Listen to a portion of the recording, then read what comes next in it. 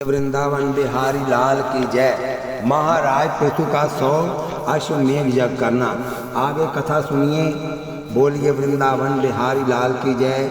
आप भाग्यशाली हैं कि आप श्रीमद् भागवत महापुराण का पूरा कथा सुन रहे हैं।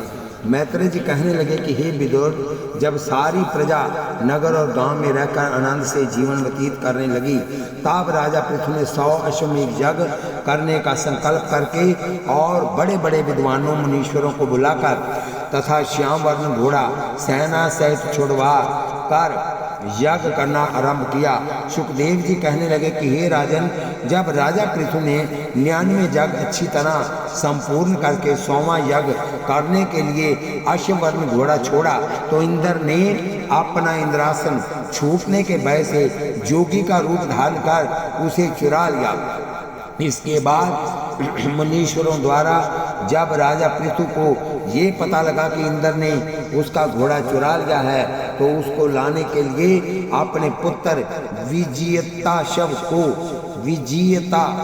को भेजा। सो उस समय तो विजियता शव घोड़ा ले आया, परंतु फिर अवसर लगने पर इंद्र घोड़ा चुरा ले गया। हे विदुर, इस प्रकार बार बार घोड़ा चुराने पर राजा पृथु को इंद्र पर बड़ा क्रोध आया और उन्होंने जो ही उसको मारने के लिए धनुष पर बाण चढ़ाया, क्यों ही ब्रह्मा जी ने नारद जी को उन्हें समझाने के लिए भेजा। तब नारद जी ने राजा पृथु से आकर कहा कि हे राजन, हमारे कहने पर आप क्रोध को शांत कर 100वें यज्ञ की पूर्ण होकर डालिए, क्योंकि अमृत पीने से इंद्र अमर है, इसलिए वह मर नहीं सकता और जब तक वह जीता है इतने में कोई भी पुरुष विधि विधान से 100 यज्ञ संपूर्ण नहीं कर सकता। यदि आपको इंद्रासन लेने की इच्छा है तो हम आपको अभी दिलवा देते हैं। नारद जी की ये बात सुनकर राजा पृथु ने कहा कि हमें इंद्रासन की कोई इच्छा नहीं है। ये कह क्यों ही पूर्ण होती दी, क्यों ही भगवान ने चतुर्भुजी रूप में राजा पृथु को दर्शन दिया। विष्णु भगवान को देखकर राजा और ऋषिश्वर और मुनीश्वरों ने उनकी नाना प्रकार से स्तुति की और तदंतर भगवान सबको मन इच्छा वरदान देकर अंतर्धान हो गए। राजा पृथु का सब राजा महाराजा को अपने पास बुलाना। मैत्रेय जी कहने लगे कि हे विदुर, जब यज्ञ पुरुष भगवान राजा पृथु को वरदान देकर चले गए, तो राजा पृथु ने आनंदित होकर सब ऋषिश्वर मुनीश्वर और अन्य ब्राह्मण और दीन और अनाथों को बहुत सा धन द्रव्य और मन इच्छा दक्षिणा देकर विदा किया और फिर इंद्र से भी द्वेष छोड़कर प्रेम से प्रजा का पालन करने लगे। सुखदेव जी कहने लगे, हे राजन, इस प्रकार जब कई दिनों तक राजा को सुख से राज्य करते हुए बीत गए, तो उसने सोचा कि क्या ही अच्छा होता ये यदि सातों दीपों में धर्म और परमेश्वर में पूर्ण प्रीति होकर पाप और अन्य कुकर्मों से प्राणियों को बिल्कुल घृणा हो जाती। ये सोच राजा पृथु ने सब राजाओं, ऋषिश्वरों और मुनीश्वरों को राजधानी में एकत्रित होने का निमंत्रण भिजवा दिया। सो थोड़े ही दिन के बाद निश्चित समय पर सब राजा महाराजा, संत, ऋषिश्वर, मुनीश्वर तथा प्रजा के मुखिया पंच राजा के यहाँ आ उपस्थित हुए और राजा ने उन्हें देखकर सबको यथा योग्य आदर सत्कार किया। राजा पृथु का सब राजा महाराजा, संत, मुनीश्वरों और प्रजाजनों से शुभ कार्य करने के लिए प्रार्थना करना। मैत्रेय जी कहने लगे कि हे विदुर, दरबार में सब मनुष्यों के यथा योग्य आसन ग्रहण करने पर महाराज पृथु ने सब उपस्थित सज्जन गणों को संबोधित करते हुए कहा कि हे आदरणीय सज्जन वृंद, मैं आपसे प्रेम और नम्रता के साथ ये प्रार्थना करता हूँ, पहले तो आप लोगों को यहाँ बुलाकर कष्ट दिया, इसलिए मुझे क्षमा करें। दूसरे, आप स्वयं सदा शुभ कर्म कर अन्य लोगों से शुभ कर्म करवाने का कष्ट करें तथा तीसरे तीसरे स्वप्न में भी अधर्म ना करके यहाँ तक हो सके दूसरों को खोटे कर्म करने पर मना करें, और यदि ऐसा करने की आप में समर्थ नहीं हो तो कृपा कर मुझे सूचना देने की अवश्य कृपा करें, जिससे पृथ्वी पर अशुभ कर्म रोके जा सके, क्योंकि शास्त्रकारों ने लिखा है कि प्रजा के पाप और पुण्य का छठा भाग राजा को अवश्य भोगना पड़ता है। ये विदुर, इसके बाद सब ने राजा को धन्यवाद देकर शुभ कार्य करने और करवाने तथा अशुभ कर्म छोड़ने और छुड़ाने की प्रतिज्ञा की। तदनंतर राजा से सम्मानित और प्रसन्न होकर सब महानुभाव अपने अपने भवनों को सुशोभित करने के लिए चले गए, और इसके बाद तमाम संसार पर धर्म ने अपना डंका बजा दिया। सूत जी कहने लगे कि हे मुनीश्वरों, राजा पृथु के न्याय और धर्म के डंके की चोट स्वर्ग में भी गूंजी, और सब देवता, दैत्य, किन्नर और तथा नर उन्हीं का गुणानुवाद गाकर उनकी बड़ाई करने लगे। राजा की इस प्रकार बड़ाई सुनकर सनकादिक ऋषीश्वरों ने सोचा कि हमको भी राजा पृथु के पास चलना चाहिए। ये सोच ज्यों ही वह ज्योति रूप की तरह राजा पृथु के दरबार में आए, त्यों ही राजा ने खड़े होकर उनको साष्टांग दंडवत किया और फिर उनकी बहुत प्रकार स्तुति कर कहने लगे कि हे मुनीश्वरों, जिस प्रकार आपने मुझे दर्शन देकर कृतार्थ किया है, उसी प्रकार संसार सागर से पार होने का भी मार्ग बताइए। ये सुन सनकादिक ऋषीश्वर कहने लगे कि हे राजन, ये बात आपने संसार के कल्याण के लिए पूछी है, इसलिए आप इसे ध्यान देकर सुनो। जो मनुष्य का शरीर धारण करके जीवा से परमेश्वर का भजन करता है और कानों से कथा कीर्तन सुनता है तथा हाथों से दान देकर पैसे से तीर्थ करता है, वह अवश्य सब दुखों से छूटकर मुक्त हो जाता है। इसलिए हे राजन, आवागमन से छूटने के लिए मनुष्य को सदा उस परमेश्वर के कथा कीर्तन के कहने और सुनने में सदा रत रहना चाहिए।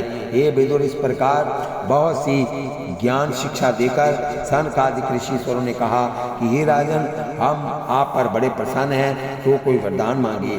तब राजा कहने लगे कि हे ऋषिश्वरों, यदि आप मुझ पर प्रसन्न हो तो ये वरदान दो कि मेरी सारी प्रजा समेत मेरा मन सदा भगवान की भक्ति में लगा रहकर भी कभी काम, क्रोध, लोभ और मोह और ईर्ष्या तथा अहंकार की ओर न जावे। ये सुन और ऐसा ही होगा कहकर ऋषिश्वर तो ब्रह्मलोक को चले गए और राजा आनंद में विभोर हो गए।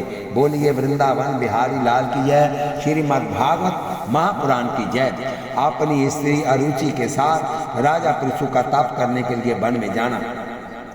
मैत्रेय जी कहने लगे कि हे विदुर, सनकादिक ऋषियों के चले जाने के पश्चात राजा पृथु ने बहुत समय तक धर्म, न्याय और नीति से प्रजा का पुत्र की तरह पालन कर ऋषिश्वर, मुनीश्वर और महात्माओं तथा गो ब्राह्मण की मन, तन, धन से भली प्रकार सेवा की। इस प्रकार जब उनको राज्य करते हुए बहुत समय व्यतीत हो गया तो उन्होंने सोचा कि अब स्त्री, पुत्र, धन और राज्य से मन को विरक्त करके संसार सागर से तरने के लिए वन में परमेश्वर का भजन करना चाहिए। हे विदुर, राजा पृथु के इस प्रकार सोचकर और 5 लड़कों में से सबसे बड़े लड़के विजिता शव को राजगद्दी देकर अपनी स्त्री अरुचि के सहित भगवान के भजन के लिए वन में प्रस्थान किया। सुखदेव जी कहने लगे कि हे राजन, जिस समय राजा वन को सिधारे उस समय प्रजा के मन को बड़ा दुख हुआ। राजा पृथु का योगाभ्यास से तन त्याग वैकुंठ में जाना। मैत्रेय जी कहने लगे कि हे विदुर, महाराजा पृथु ने वन में जाकर बड़ा कठिन तप किया। वह गर्मी में तो पंचधुनी तपते थे और सर्दी में मैदान में रहते थे तथा चतुर्मास झरनों के नीचे खड़े रहकर परमेश्वर का स्त्री के साथ भजन करते थे। जब इस प्रकार उनको बहुत दिन तप करते हुए व्यतीत हो गए तो उन्होंने सोचा कि अब अपने शरीर त्याग वैकुंठ में जाना चाहिए।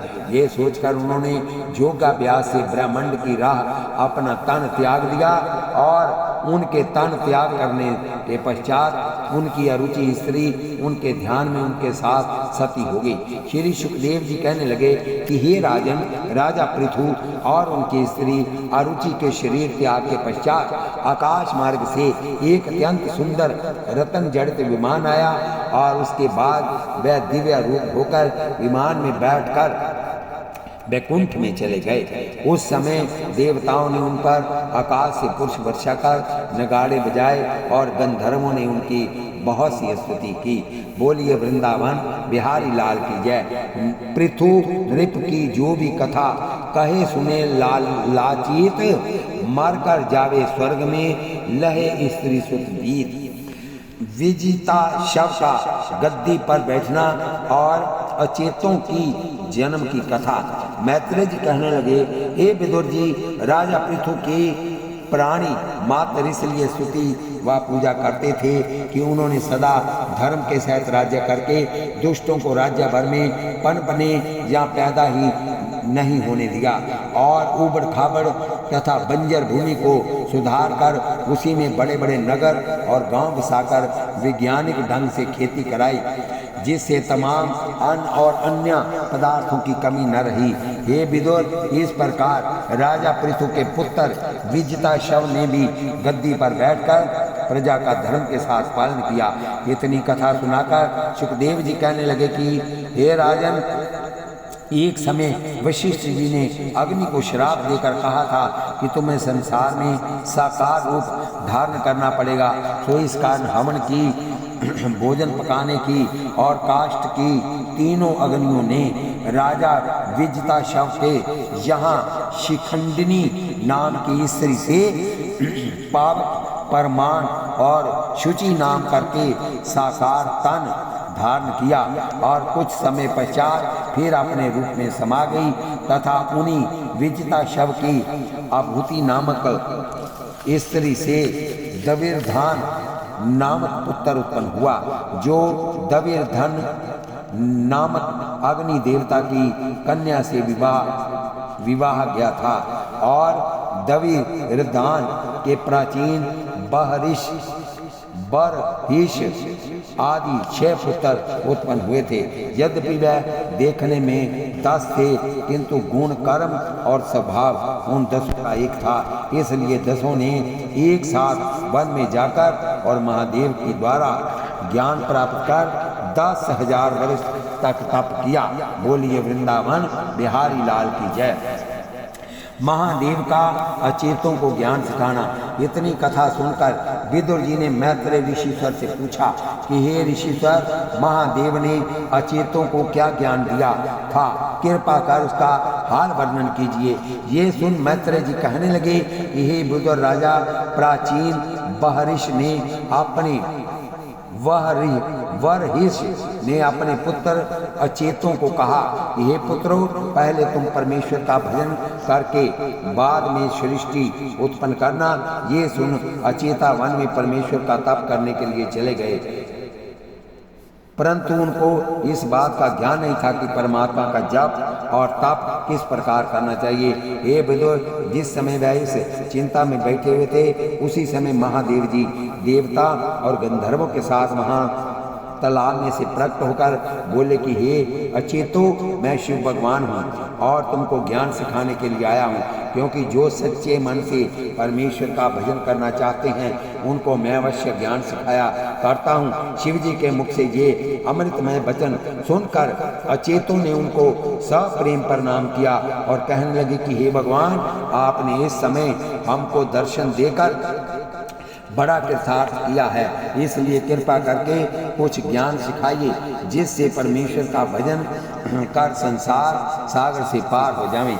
हे राजन, इसके पश्चात शिव जी ने अचेतों को गुहरिया स्तोत्र सिखलाकर कहा, हे अचेतो, इस स्तोत्र का प्रतिदिन संध्या और प्रातःकाल इसका पाठ कर और आचार विचार और नियम के सहित रहकर चतुर्भुजी परमेश्वर के बनाए हुए और और उनमें सब वर्ण और आश्रम का धर्म लिखा है। इसलिए हे अचेतो, वेद भगवान के बताए हुए रास्ते पर चलने से और परमेश्वर का भजन करने से परमात्मा संतुष्ट होकर तुमको दर्शन ही नहीं देंगे, बल्कि आवागमन के चक्कर से सदा के लिए मुक्त कर देंगे।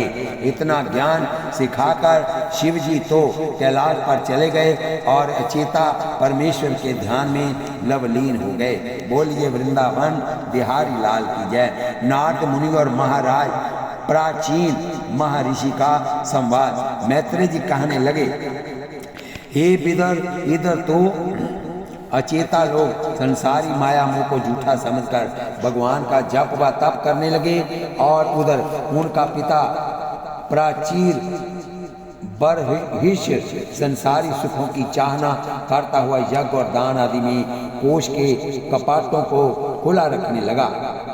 इस प्रकार राजा प्राचीन बरहिष को वृद्ध होने पर भी जब संसारी मोह माया में लिप्त देखा तो नारद मुनि ने अपने चित्त में सोचा कि किसी प्रकार राजा को ज्ञान देकर उसे मुक्ति का सच्चा मार्ग बताना चाहिए। यह सोच स्वभाव से पर सुख चाहने वाले नारद मुनि राजा के पास आ गए। उन्हें देख राजा ने दंडवत प्रणाम कर कहा कि हे महर्षि राज, मेरे अहोभाग्य समझने चाहिए जो आपने इस समय दर्शन देने की कृपा की है। नारद जी ने कहा, बात तो ऐसी ही समझनी चाहिए, परंतु हे राजन, कोई पुरुष किसी विशेष स्थान को जाने की इच्छा कर बहुत कष्ट उठाता हुआ घर से चल दे, किंतु मार्ग में यदि उसकी मृत्यु हो जाए तो जितना उसने मार्ग का कष्ट उठाया उसे वृथा ही समझना चाहिए। बस इसी प्रकार हे राजन, आपका भी संसार में मनुष्य शरीर पाना वृथा ही समझना चाहिए। जिसने न तन पाए के किया न हरि का ध्यान, उसका निष्फल जन्म है राजन सच्ची मान। नारद मुनि का राजा प्राचीन बरहिष को ज्ञान देना। मैत्रेय जी ने कहा, हे विदुर, जब राजा प्राचीन बरहिष ने नारद जी के मुख से ये बात सुनी तो उनके आश्चर्य और विस्मय का कोई ठिकाना न रहा, और तब अपने मन में इस प्रकार सोचने लगे कि मैंने तो खजाने के खरबों रुपए यज्ञ और दान में पानी की तरह बहा दिए, और नारद जी कहते हैं कि तुम्हारा जन्म लेना ही निष्फल है गया। सुखदेव जी कहने लगे कि हे राजन, जब राजा इस प्रकार सोच रहे थे तब नारद जी उनके मन का हाल जान अपनी माया से उनको एक अद्भुत दृश्य दिखाना चाहा। नारद जी ने कहा, हे राजन, तनिक ऊपर की ओर से मुख करके देखिए। यह सुन ज्यों ही ऊपर की ओर आंखों को उठाया, त्यों ही उनके भय के मारे रोंगटे खड़े हो गए, और कुछ काल तक उनके मुख से वाणी तक नहीं निकली। ये सुन विदुर जी कहने लगे कि हे ऋषिश्वर, वह ऐसा कौन सा भयानक दृश्य था जिसने राजा को इस प्रकार भयभीत कर दिया। ये सुन मैत्रेय जी बोले, हे विदुर, जो राजा प्राचीन बरहिष ने देखा तो तमाम जीव अपना विकराल रूप धारण कर राजा को क्रोध की दृष्टि से आंखें फाड़ फाड़ कर घूर रहे थे। हे विदुर, राजा को इससे भी बड़ा दुख तब हुआ जबकि नारद जी ने उनको बताया कि इन जीवों का इसी प्रकार ऋण चुकाने के लिए तुमको इतने ही जन्म धारण कर बलि का बकरा बनना पड़ेगा। ये सुन राजा के हृदय के कपाट खुल गए और गिड़गिड़ाकर मुनि के चरणों में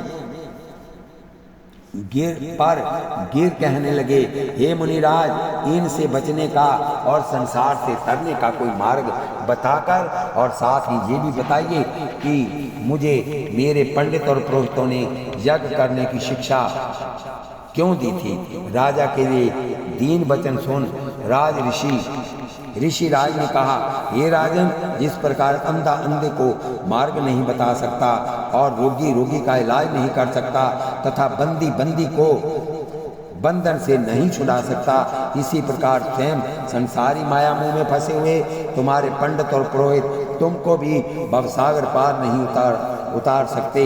हे राजन, इस समय मुझे एक दृष्टांत याद आ गया है। वह तुमको सुनाता हूँ, सो चित्त को सावधान करके सुनना। एक पुरंजन नाम करके राजा था, जिसके अभिज्ञात नाम वाला एक परम हितकारी मित्र था, और उसी के द्वारा उनका पालन पोषण भली प्रकार हुआ करता था। परंतु कुसंग में आकर उस राजा ने अपने उस हितकारी मित्र को बुला ही नहीं दिया, बल्कि उसका अपनी ओर से बिल्कुल परित्याग कर दिया। उसका ऐसा मन देखकर उसके मित्र ने भी उससे मुंह मोड़ लिया। एक समय का वृतांत है कि वह राजा पुरंजन सब दिशाओं में घूमता हुआ अकेला दक्षिण की दिशा में चला गया, और वहां उसने एक विचित्र महल देखा जिसके 9 दरवाजे थे, और उसमें मनोहर बाग, कूप, तालाब और झरने थे, तथा यहाँ अनेक प्रकार के पंछी अपनी अपनी मीठी बोली बोलकर मन को लुभा रहे थे। और उसमें एक अत्यंत सुंदर स्त्री नाना प्रकार के वस्त्रभूषणों और 10 दासियों से युक्त विहार कर रही थी। तब मुख्य दरवाजे पर एक 5 फनों वाला सर्प बैठा हुआ था। हे राजन, उस समय सुंदर कोमलांगी स्त्री को देखकर राजा पुरंजन मोहित हो गया। राजा पुरंजन और उस स्त्री का विवाह होना। नारद मुनि कहने लगे कि प्राचीन बरहिषि राजा पुरंजन उसी स्त्री के रूप पर मोहित होकर उसके पास गया, और शिष्टाचार के साथ उससे जाकर कहने लगा कि सुंदरी, ये किसका विशाल भवन है, और आपका शुभ नाम क्या है, तथा ये सर्प यहाँ क्यों बैठा है? कृपाकारी से तमाम प्रश्नों को उचित समझकर मुझे ठीक ठीक उत्तर दे सकती हो। ये सुन उस मनोरमा ने कहा कि महाशय, मुझे आपके पहले 2 प्रश्नों का तो ठीक ठीक ज्ञान नहीं, परंतु तीसरे प्रश्न का सीधा ये उत्तर है कि ये सर्प इस विशाल भवन की रक्षा के लिए बैठाया गया है। तथा राजा कहने लगा कि चंद्रमुखी, मैं आपके सामने विवाह का प्रस्ताव उपस्थित करता हूँ, यदि उचित समझें तो इसे स्वीकार करने की कृपा कर सकती हो। ये सुन उसने कहा, महाशय, जीवन का जम करने के लिए एक साथी का होना अत्यंत आवश्यक है, तथा आप तो सुंदर और सर्वगुण संपन्न हैं, इसलिए आपका ये प्रस्ताव सहर्ष स्वीकार है। नारद जी कहने लगे कि हे राजन, तत्पश्चात उस राजा का उस मनोरमा से गंधर्व विवाह हो गया, और विवाह हो जाने पर उस स्त्री का नाम पुरंजनी रखा गया, तथा वह दोनों स्त्री पुरुष आनंद से उस महल में जीवन व्यतीत करने लगे। यद्यपि वह राजा सदा पुरंजनी की आज्ञा अनुसार चलता था, परंतु एक दिन वह उसकी बिना आज्ञा वन में आहेर के लिए चला गया। इस पर वह राजा और 10 दासियों पर बड़ी कुपित हुई, किंतु राजा के बहुत अनुनय विनय करने पर उसने अपने क्रोध को शांत किया। हे प्राचीन बरहिषि, इस प्रकार उस राजा को उस स्त्री के साथ संसारी सुख भोगते हुए बुढ़ापा आ गया, और बहुत संतान होने पर भी उसका मन तुम्हारी तरह विरक्त नहीं हुआ। सो इधर तो राजा इस प्रकार विषयों में लिप्त था, और उन्हीं दिनों मनु नाम वाली एक काल की कन्या अपने पति की खोज में राह खोरी कर रही थी, परंतु जिसके पास वह जाती वह उसे अंगीकार कराता था। भला ऐसा कौन भूला प्राणी होगा जो सहर्ष मन्यु को अंगीकार करेगा?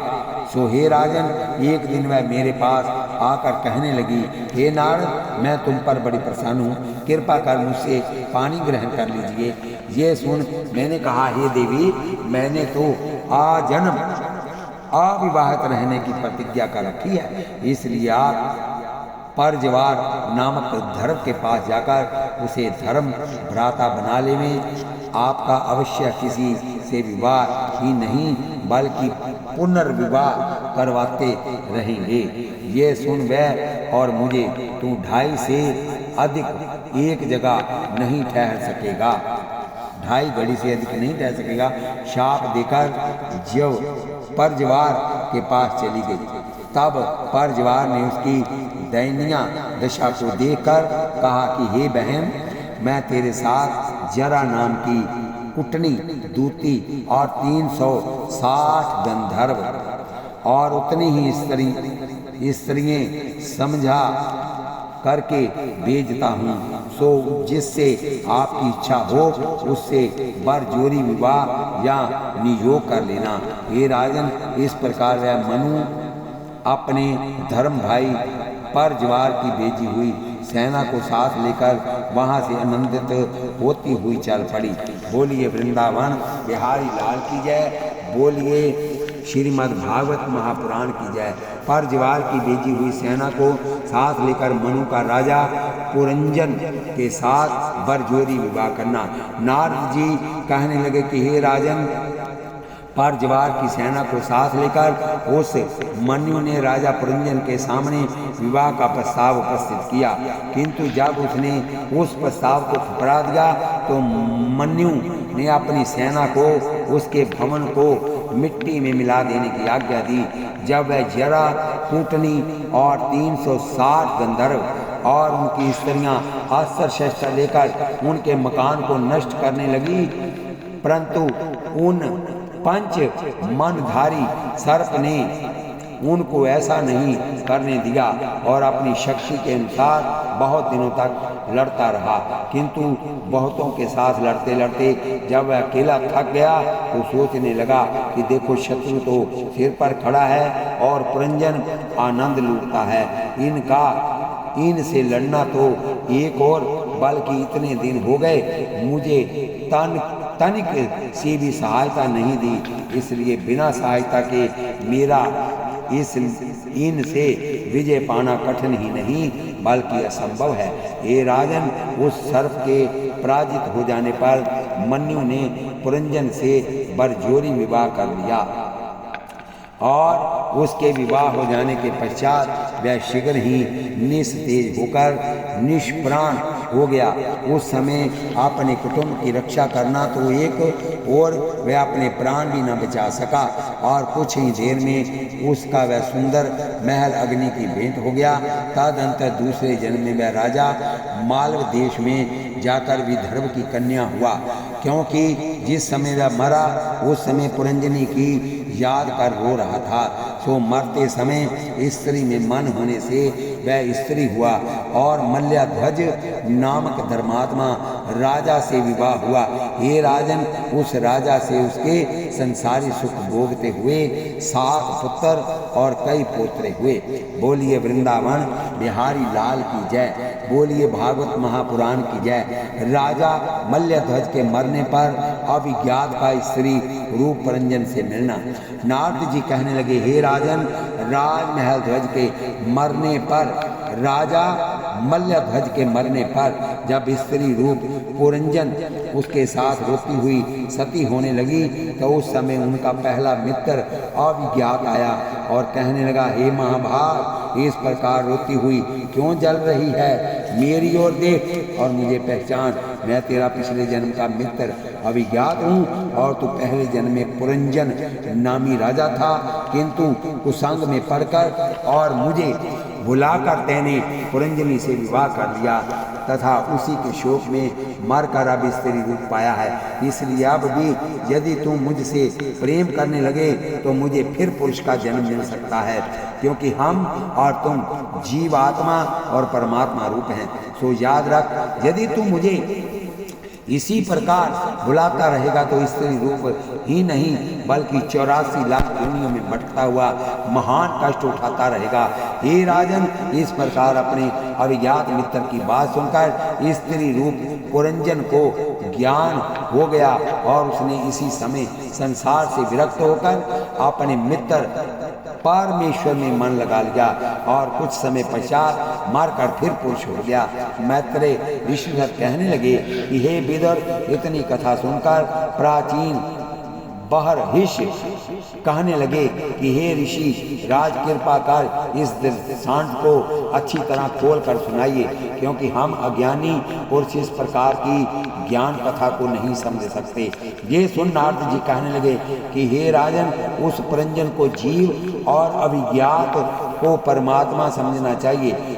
सो अपने मित्र परमेश्वर को बुलाकर संसार के चक्कर में इधर उधर घूमता है और उस स्त्री को बुद्धि, 10 दिशाओं, 10 इंद्रियों और महल को शरीर समझ उसमें आँख, नाक, कान और आदि सब दरवाजे समझने चाहिए तथा 5 फणधारी सर्प को 5 तत्व समझने चाहिए जो सदा इन तन रूपी महल की रक्षा करते रहते हैं एवं परजवार को विषम ज्वर और गंधर्व तथा उनकी स्त्री को 360 दिन और रात्रि समझनी चाहिए तथा जरा, बुढ़ापा और मृत्यु को मौत समझनी चाहिए। सो हे राजन, वह जीव मरकर जब मल्यध्वज का नाम धर्म से विवाह करता है अर्थात शुभ कर्म करता है तब परमात्मा फिर उसे मनुष्य का शरीर देते हैं। इसलिए हे राजन, ये अमूल्य मनुष्य का शरीर पाकर तुमको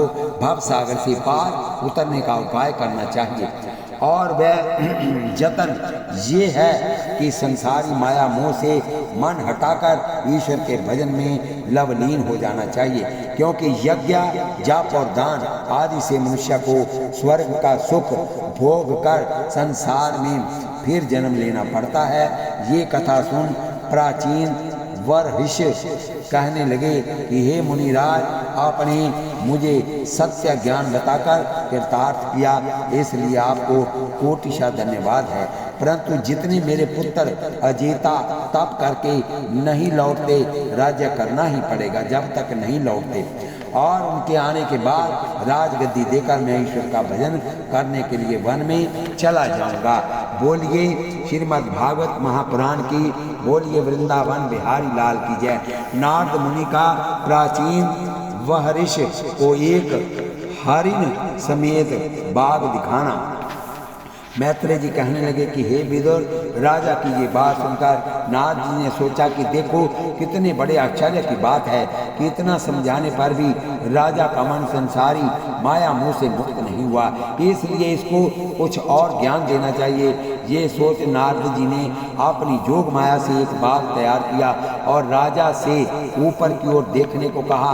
जब राजा ने ऊपर की ओर दृष्टि की तो उन्होंने क्या देखा कि एक सुंदर बाग के बीच में एक हरिण चौकड़ी मारता हुआ आनंद के साथ उस समय भी चल रहा है, जबकि शिकारी से बचने का उसे कोई भी मार्ग नहीं है। अर्थात एक दरवाजे पर तो शिकारी धनुष बाण लेकर स्वयं खड़ा हुआ है और दूसरे पर अपना भयानक कुत्ता छोड़ रखा है तथा तीसरे पर अग्नि लगा रखी है और चौथे दरवाजे पर दृढ़ जाल लगा रखा है। ये दृश्य देखकर राजा ने नारद जी से कहा कि हे ऋषिश्वर, देखिए ये हरिण कितना मूर्ख है जो मृत्यु सन्निकट आने पर भी आनंद में मगन होकर चल रहा है।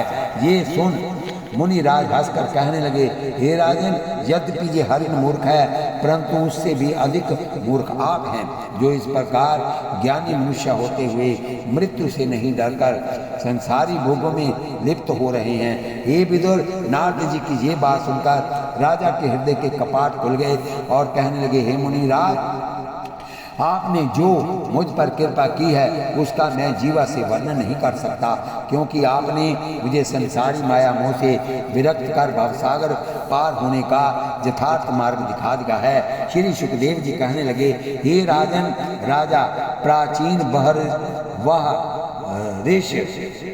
वह ऋषि नारद जी से ज्ञान प्राप्त करके सब राजपाट और संसारी सुखों को लात मारकर वन में परमेश्वर का भजन करने के लिए चले गए और इधर उनके पुत्र अचेतों को 10,000 वर्ष कठिन तप करने पर परमेश्वर के दर्शन देकर पहले सृष्टि पैदा करने को कहा।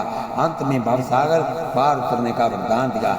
हे विदुर, इस प्रकार जब अचेता लोग परमेश्वर से वरदान पाकर अपनी राजधानी की ओर आने लगे तो उन्होंने नगर और गांव को उजड़े हुए देखा तो उन्होंने सोचा कि ये सब वन देवताओं की काली करतूत का परिणाम है। ऐसा उन्होंने ज्यों ही अग्नि से वन को जलाना चाहा, त्यों ही वन देवताओं के प्रार्थना करने पर चंद्रमा ने समझाकर और वन कन्या का उससे विवाह करवा दिया।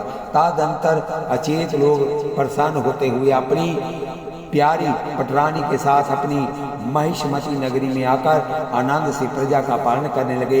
इसी प्रकार बहुत दिनों तक राज्य कर और संसारी सुखों को भोगकर बुढ़ापा आते ही अपने पुत्र शंख को, जो कि वन कन्या से पैदा हुआ था, राज्य देकर वन में परमेश्वर का तप करने के लिए चले गए। और कुछ समय के बाद इस पंच तत्व के पुतले को छोड़कर वैकुंठ को प्राप्त कर गए। सुखदेव जी कहने लगे, हे राजन, मैत्रेय जी से इतनी कथा सुनकर विदुर जी हस्तिनापुर की ओर चल दिए।